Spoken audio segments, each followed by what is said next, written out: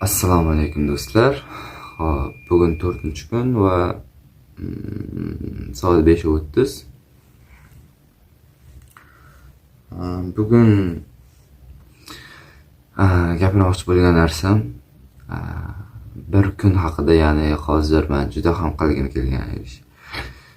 Kecha kech uxlaganligim sababli bugun to'g'risi umuman turgim kelmadi. Lekin men hamma challenjlarimni qilmoqchi bo'lgan intizomimni, bir xil konsistensiyaligimni buzib tashlagan narsa mana shu bir kun bo'lgan. Ya'ni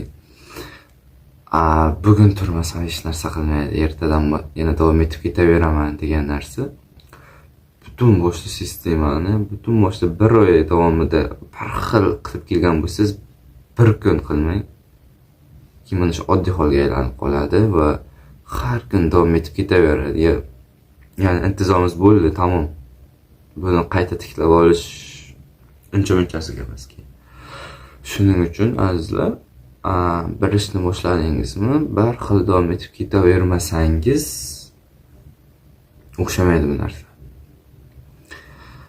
Birinchi o'zimda sinab ko'rib, keyin sizlarga aytaman deganim shu. Mana shu narsani o'zim juda ham ko'p sinab ko'rdim va qanaqa bo'lishini bildim.